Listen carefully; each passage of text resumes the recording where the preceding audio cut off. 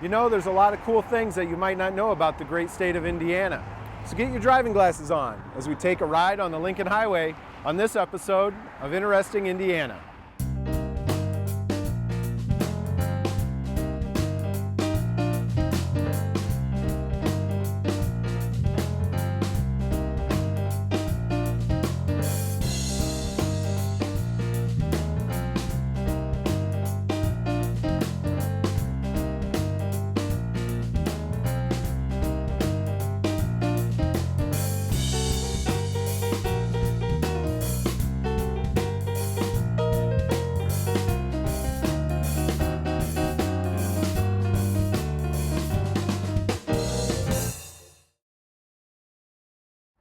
So we're going to begin our journey of the famous Lincoln Highway right here in Dyer, Indiana, on the Illinois-Indiana border. Of course, this is the start of Indiana's portion of the Lincoln Highway, but there's another reason why we're here. Dyer and neighboring Cherville once hosted what at one time was the most advanced piece of roadway in the world, called the Ideal Section. The group behind the construction of the U.S.'s first intercontinental highway wanted to show people what was possible in transportation. It was too expensive to construct the entire highway with new technologies, so the group chose a 1.5-mile length of road near the Illinois-Indiana border to showcase what the future of motoring could be. 17 of America's top road engineers contributed their expertise to design a stretch of road that would entice people to buy cars and rally public support of government-backed roadways. In 1923, they finished construction of the Ideal Section that featured a 4-lane road of steel-reinforced cement 40 feet wide and 10 inches deep. The section included amenities like walking paths, rest areas, campgrounds, and even landscaping designed by world-famous landscape architect Jens Jensen. This piece of road was highlighted in newspapers and magazines around the country and even got attention in Europe. Today, this stretch of roadway looks like any other, but for the citizens of Dyer and Cherville, this road will always be ideal.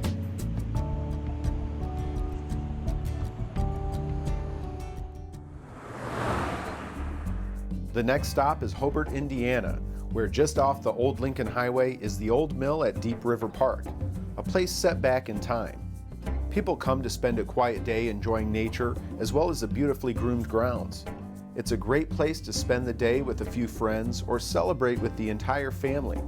After relaxing and walking the grounds, it was time to talk with the park's curator about this historical gem. Hi Joanna, how you doing? Good to see you here. Thanks for meeting me. No, it's okay. I've been walking around the facilities, getting a lot of sun, as you can tell. I'm Yes. a little red faced. Yes, this is going to get you today. Yeah, I forgot, it's probably been, who knows, could have been a decade since I've been here. I forget how beautiful things are here. Thank you, thank the you. mills and all the facilities, and thought you might tell us about some of the buildings here.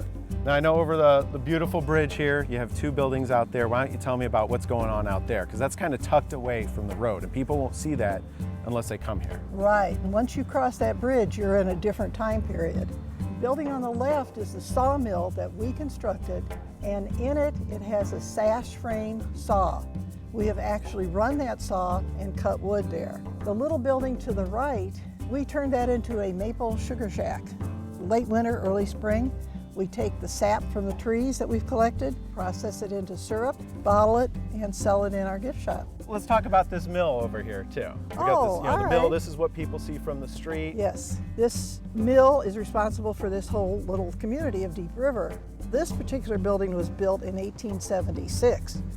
The first mill was a wooden mill on this same spot, 1838. First industry in Lake and Porter County, way before the steel mills. This could be the building where Lake County started as an industrial powerhouse. Exactly. We're here in the building. How do you like this? I love it. It's very historic, and it smells like history. It does. That's important. That it smells does. like history. We'll never lose its smell. Yeah. So let's talk about the building a little bit, and Okay. the mill, and grinding corn, and all that good stuff. In 1976, the Lake County Parks Department restored the building, but then they had nothing to go into it. So we went to Tennessee and found grinding stones that would have been of the right period for this mill. And we do run those grinding stones today. This building was still a little empty. So years later, we found a mill in Virginia that was selling its equipment. Found out those particular machines came from Indianapolis, Indiana. Yeah, it says it right there, Indianapolis, Indiana. So you're bringing stuff back to Indiana. We brought it That's back always home. good. That was a good feeling. We have a weaving loom where we make rag rugs to sell. We have a roller mill that would have been used in a mill like this. It's a different type of process. And upstairs we have other museum settings. This is beautiful. I want to hang out some more and play around upstairs and get some cornmeal. So thank you very much for having us here. And you gonna be here for a little while? Yeah. I'll challenge you to a game of checkers. Well, let's go. I'm pretty good. All right. All right. Pretty good was an understatement, as I got to see how people got hustled in the 19th century. Oh geez. Now, if this wasn't an antique board, I'd be flipping it over right now. Even though I got beat, it was still good old-fashioned fun, and we're not here to watch me pout. It was time to go upstairs to see the hundreds of artifacts showcasing life at the time when the old mill was functional. Well, I'm glad they had mirrors in the 1870s. I'm sure there was more to life in the 1870s than checkers and grooming. So what was the most popular way to pass the time? Well, they don't call it America's pastime for nothing. On selected weekends a year, baseball fans crossed the bridge to experience the days when America's favorite game was just that, a game. No endless analysis, no steroid controversy or salary disputes, just a bunch of guys who came to play. I'm here with Jim Basala, who is one of the founders of the Hobart Grinders. What do you call it? Classic baseball? Well, this is vintage baseball. Vintage. Deep River Grinders. We've been around in one form or another since 1991, so we've been playing vintage baseball for more than 20 years. And we recreate baseball as it was originally played in 1858. We play without mitts, we play with homemade bats, homemade baseballs, we play as gentlemen. So what else makes it different, say, than baseball players today? You know, what are the rules pretty much the same? Well, you'll notice a lot of things are the same. There are still 9 innings. There's 9 players. The bases are still 90 feet. Also, some other rules, if the ball bounces once and is caught, you're out. Caught on the fly, you're out. The only way you can strike out is to swing at the ball 3 times and miss it. So I'm not calling balls and strikes. They didn't exist. Yeah. The job of the hurler, once again, was put the ball in play. The batter could stand there and wait for the perfect pitch before he hit it, and then they would run and play.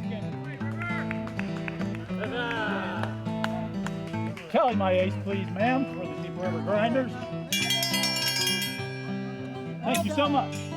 When you come out to a grinder baseball game, you'll see that we may tease each other a little bit, but one thing's very apparent is that, one, we all love baseball, and 2, we all really like playing baseball out here with each other. It's a team effort, we're gentlemen, we're as kind as could be to the other side. But that's the big difference between modern baseball and us, is the gentlemanly camaraderie, lack of the nasty side of competition. I could see why players and spectators enjoyed spending a lazy day watching some good old-fashioned fun. I wish I could have sat under one of those shade trees for the rest of the day and enjoyed some vintage baseball, but it was time to leave the 19th century and get back to our journey.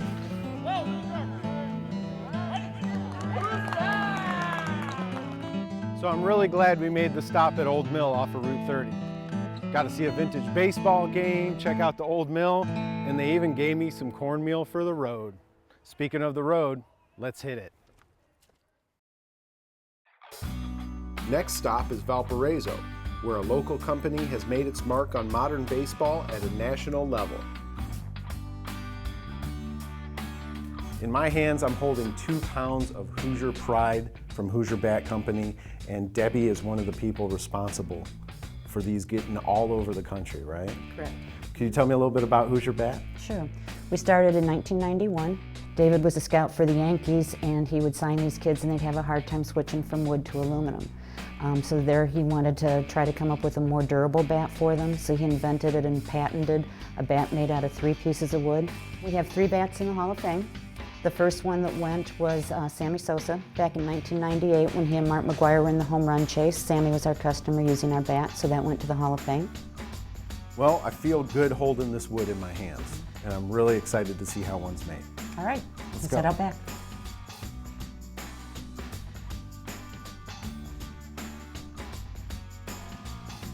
Wow, look at all this wood. This is where it all starts, huh? It is. When the wood comes in, the first thing they're going to do is weigh it. This tells them how many ounces are in each particular piece of wood to start with. They keep track of the weight through the whole process because the players are very particular about the weight of their bat. They know with the model that they're making, they know how much wood they're going to cut off with the lathe, therefore how much weight. They know how much weight they're going to take off with sanding. They know how much weight they're going to add back on with the finish. So the person that starts the process has to know do the math to know what weight to start with to have the bat go out the door at the exact weight the player has ordered. There's some math involved in this. A lot of math. Oh, wow. Well, I'm not smart enough to be able to do Me this. So Debbie, this is where the fun starts, Yes, right? it is. Okay, so what do we have here? This is a lathe. I know what this is. It's actually called a copy lathe. It's kind of like having a duplicate key made. We have all the patterns hanging on the wall up there. Each one has its own characteristic. So once we know what the player wants, we pin it in the lower portion behind the lathe here. The pegs are going to stop and follow whatever pattern's in there, and that's going to make the knives cut the exact duplicate out of this raw piece of wood up top.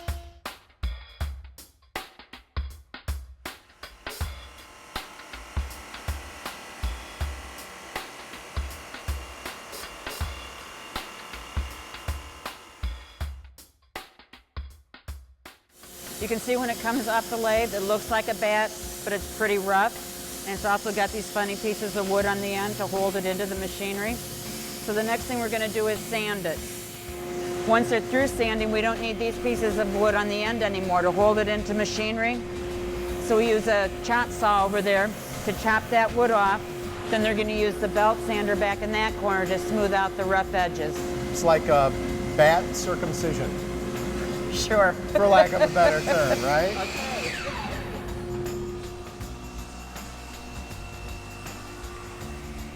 So once the bats are all sanded, Greg's the one that gives them their color. So Greg, you want to show us how they... Okay, head this way. So Debbie, Greg gets one of the other fun parts, which is dipping the bat. Right. I didn't know it was literally dipping the bat. It You're is. actually dipping the bat in paint. Yes, the bat just gets clamped, it gets dipped down into the lacquer, and then put on the rail. Here again, they're still keeping track of the weight, because every time they dip it, it's adding 0.2 of an ounce. Is there certain players that have to have a certain color? Like I have to have Oh, a yes. black bat. I have to have a... Of course. We've even had some players that swear that having a black bat makes the ball go further. Others want 4 coats of finish on it because they think that makes it harder, makes the ball go further. Any scientific evidence to back this up? None. But it doesn't... Player preference.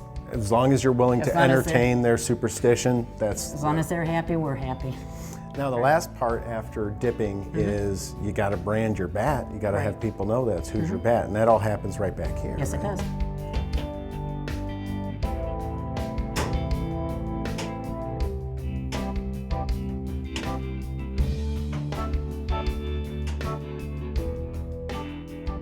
Well, Debbie, I didn't know that so much would go into the making of a wood bat. Most players don't realize that. We also like to make sure that it does take the time it does so that everything's right. The player gets exactly what it is they've ordered. Well, this is exactly what I didn't order, and I'm going to take this home if that's okay with you. Good luck. All right, thank you very much. Thank you.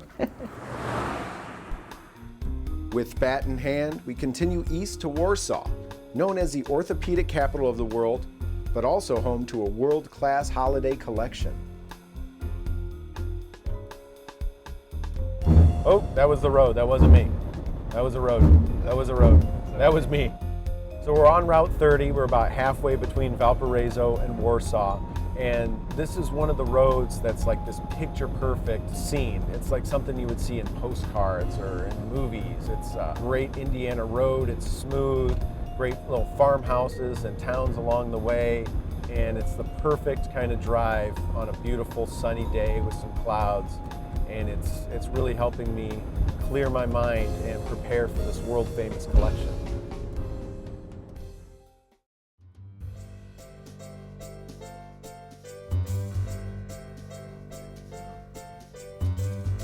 Hey, David. Hey Paul, how are you? Doing great. Thanks. Welcome.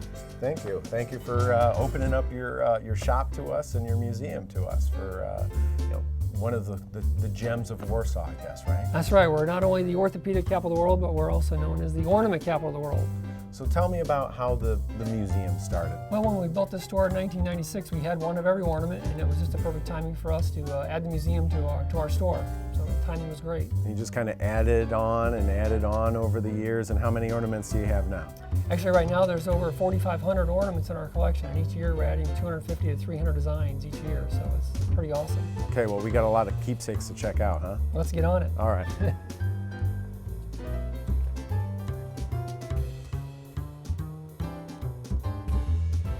So David, this is where it all began, right? These ornaments over here. Yep, exactly. This is the first year Hallmark started in 1973. There was a whopping 6 ball ornaments and 12 yarn ornaments. And as you can see early on, a lot of glass ornaments are what they really started making, but they found out the 3-dimensional handcrafted designs were much more popular. Well, they're all beautiful, and we could probably spend a lot of time looking at each individual one, but I want to know what is the most unique, what's the highest value, and probably some of your personal favorites. Well, we've got a great variety of ornaments. If you're a Star Wars fan, we got the Star Wars ornaments. Some of those go anywhere from $20, $30, $40, $50, depending on the ornament. And of course, we got Harry Potter. Who doesn't love Harry Potter? You know how big Harry Potter is. Oh, yeah. You know, licensing in these more recent years has been the real popular theme with a lot of collectors. In 2001, we had the Oscar Mayer Wienermobile plays the actual song. It's kind of cool. And right next to that is I Love Lucy with the famous Vita Vita Vegemin commercial. That's a real popular one. So for us, it's kind of cool when we can help people replace those ones that they've lost, damaged, broke, or things like that, so they want to keep for the collection. It's like those things when you say, I never know what to get my stepmom or my uncle or whatever. You say, he likes wieners, and you get a Wienermobile. Exactly. He likes Star Wars, you're going to find a Star Wars and stuff like that. So everybody probably has their own particular ornament that they really like. And I already see the one that I'd like to be hanging from my tree right there. Nothing says Christmas like a cutie in a little striped bikini. That's Christmas to me, right there. That's a replica of the first Barbie that was produced by Mattel back in 1959. Having thousands of ornaments on display is neat, but the really great thing is having one of the world's experts at hand. And I had plenty of questions. So who made this one? Hallmark. Okay. Who made this one?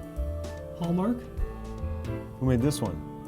After asking David softball questions on what seemed like every ornament imaginable, I thought it was time to really test out his Hallmark ornament knowledge. People could come in here and probably have like Stump David. You know, people do that really? once in a while. They try and come in and have Stump David. So if I said I'm looking for a cat and some sort of cooking material, awesome. Where would we find that? Would you be able to find it Yeah, off the sure. bat, you think? Right off the bat, probably. It's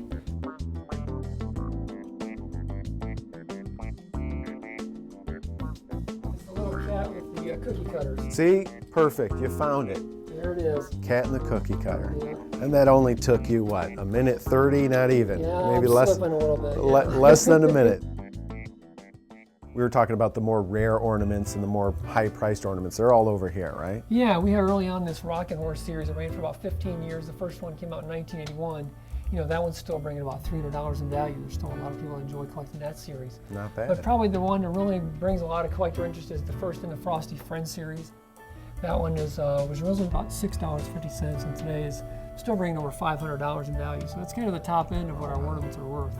You probably have a lot of people calling in and wanting a particular ornament. I want the Fozzie one. I'm looking for this Peanuts one. Or when I was 7 years old, I crushed my grandma's Lucille Ball ornament. Do you have a lot of people calling up and asking about stuff? Yeah, like every that? year the cat knocks a tree over, the husband takes a tree out and throws out a particular ornament, and so yeah, we're able to help a lot of those people that just are looking for certain ones that have more sentimental value than maybe monetary value. So that's pretty cool, and we can help people with those too. It's great when you make that big dollar sale, but when you can help somebody that just has one that was a special meaning to them, it's kind of cool too. It's a store, it's a museum, it's a public service when you think about exactly, it. Yes. You're saving relationships, We're filling a possibly. need, You're that's saving right. relationships, you're keeping guys out of the doghouse.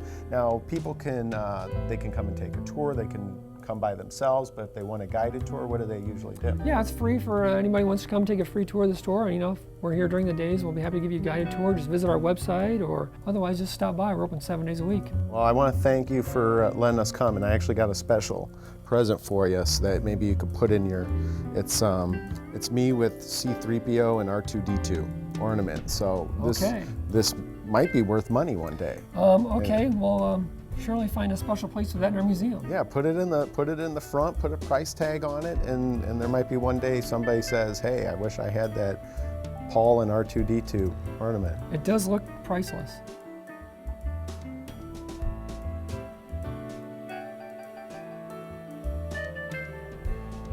Even though we could have stayed for hours finding our favorite ornaments from over the years, we had to bid Dave adieu so we can head to our final destination on this trip. It was time to head to Fort Wayne to get our learn on.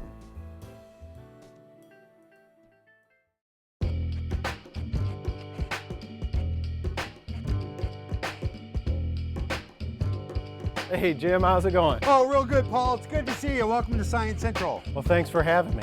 Not a problem. We enjoy having people come in. Science Central, Indiana's playground for the mind, as we sometimes call it.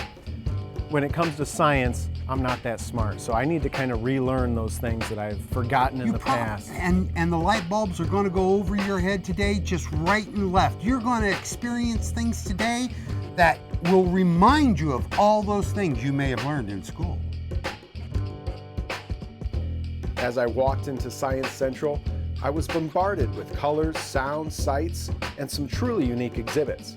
I could feel the knowledge surging back to my brain, but I also realized that even fun learning requires energy. All right, take a break for a second.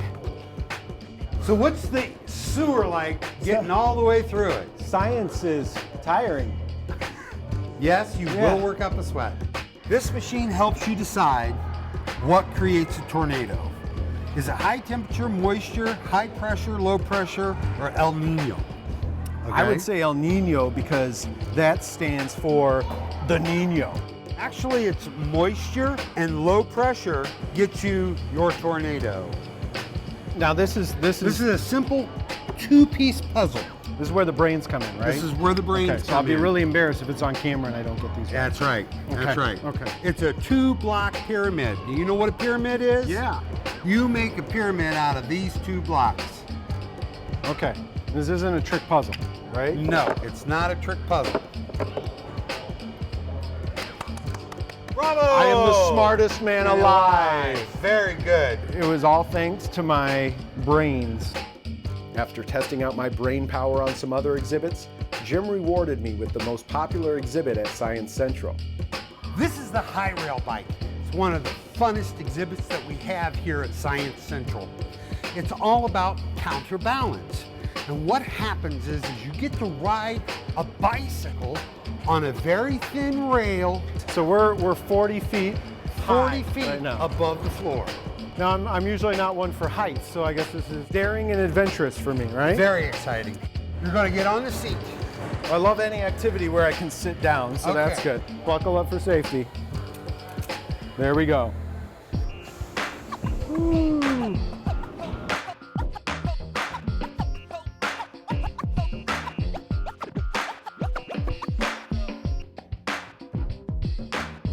Now that we conquered the high rail bike and left our mark, it was time to say goodbye to Jim and end our journey for the day. Well, Jim, thanks a lot for having me. It was a great time. It was a pleasure having you here at Science Central in Fort Wayne, Paul. I hope that you return and have another good time. Yeah, I feel a lot smarter now, and now I'm going to go in this hole. All righty, off you go. Well, I had a lot of fun. Time to go down this slide. Oh! Well, we had a lot of fun on this interesting Indiana journey. For more information about the show, as well as the quirky, fun, and historical places throughout the state, visit interestingindiana.com. We'll see you on the next episode. So until then, get out and play.